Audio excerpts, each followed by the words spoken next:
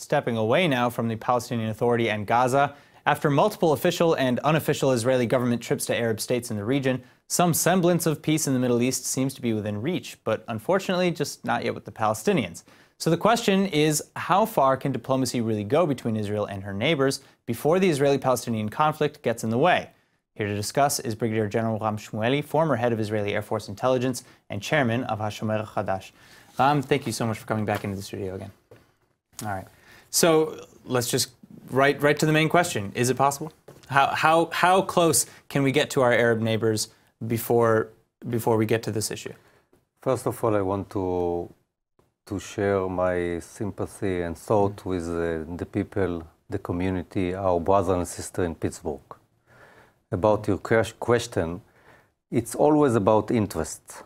And I can remember back in 1995, when there was a big interest for Turkey, those days the biggest Muslim country, to go closer to the US, so they start some training with the Israeli Air Force, and I was sent to Turkey in order to build those relationships. So it's always a question of interest. So today we meet those interests of the Saudi Arabia, Oman, Qatar in a way.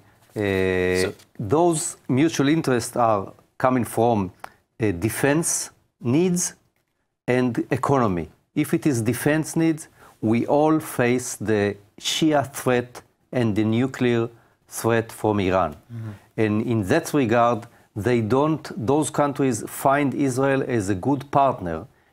First of all, because Israel confront Iranian nuclear project on one hand, but secondly, Benjamin Netanyahu and the government of Israel are very in close relationship with President Trump. So those bring us together.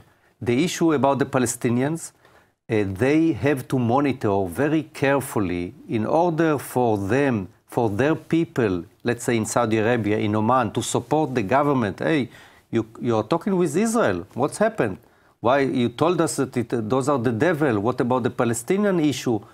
They even monitor the declaration in the mosques. So what would happen? I mean, what's the worst that could happen if the leaders in Oman, Saudi Arabia, UAE, came out and said, yes, you know what, we're talking to Israel, our interests, as you say, align, so we still have solidarity with the Palestinians, we still want them to have their own state, yada, yada, but yes, we are talking with Israel. What's the worst that could happen? It is a challenge for them, and the way for them to control the public awareness is to stop the incitement. So we find a lot of sensors that tell us that the incitement inside the mosques, the incitement inside the school in those countries are going very down. Unlike in Palestine. Sure, in Palestine, the incitement is going for the last 25 years. It haven't stopped yet.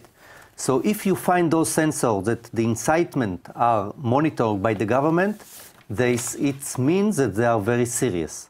They are serious because we have this line of interest, both military threat, that threat Saudi and Oman and Israel, but also economy and connection with the United States of America. All right. Well, Brigadier General, thank you so much for sharing your insights with us again today. It's an opportunity, and we and our government, take it. yes, take it, and it's good for Israel. Thank you so much for coming in.